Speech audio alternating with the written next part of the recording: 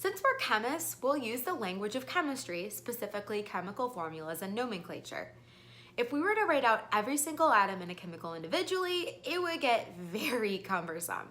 Some of the dyes we'll use have tens or even hundreds of atoms in them, while a single wool fiber can have millions of atoms in it. So it's so much easier for us to use a condensed chemical formula. Let's analyze the components of commonly used chemicals here. First, we have a chemical known as sodium carbonate or soda ash. If you've ever tie-dyed a t-shirt, it's the chemical you use to treat your t-shirt ahead of time. More on that later in the semester. If we look at the chemical formula, you may recognize some of the letters as representing elements in the periodic table. Na is sodium, C is carbon, O is oxygen. The subscripts next to each letter tell us there's multiple of the same atom, specifically how many of each atom is there. If there's no subscript, this implies that the subscript is 1. For sodium carbonate, pause and calculate how many of each atom there are. We have 2 sodiums, 1 carbon, and 3 oxygens here. Let's hop over to a chemical we'll see next week, iron sulfate. Iron sulfate has iron, sulfur, and oxygen in here. Why don't you take a minute and try to write down the number of the atoms that are there?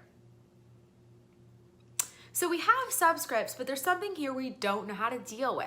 Parentheses.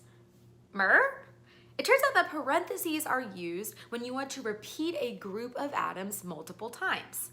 In this case, SO4 is part of a molecule called a polyatomic ion, more on those later, or a molecule that contains multiple atoms with a shared charge. In this case, the 3 on the outside of the parentheses indicates that the unit inside the parentheses is repeated 3 times. Why don't you try counting how many types of each atom there is now? All right, right off we have 2 irons. To get the numbers of atoms in the parentheses, we multiply the subscript on the outside of the parentheses by the subscript of each atom within the parentheses. So for sulfur, 3 times 1 is 3 sulfur atoms, whereas for oxygen, 3 times 4 gives us 12 oxygens. Then we get over to the right to iron 2 sulfate heptahydrate. Why don't you give a try on how many atoms there are now? If you got it, amazing. If you're confused by the dot, it's okay. The dot means that that chemical is associated with but chemically distinct from the compound or the molecule on the left. We see this happen with water most frequently. Sometimes metal compounds have water molecules stick to them when they form a crystal. The water isn't a part of the chemical structure, it's more like a hitchhiker on the molecule per se. But for reasons we'll understand next week, we have to count those water molecules. So in this case, the iron sulfate is the same as the metal. But how does the water add to our atom count and how do we deal with it?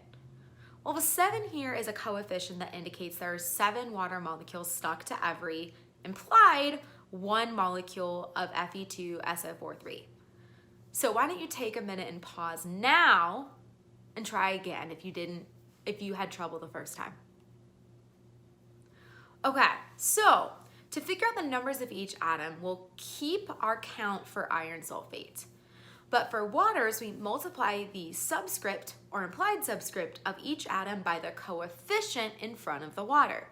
So we get 7 times 2, 14 hydrogen atoms, plus an extra 7 oxygen atoms that we add to the 12 from iron sulfate for a total of 19 oxygens.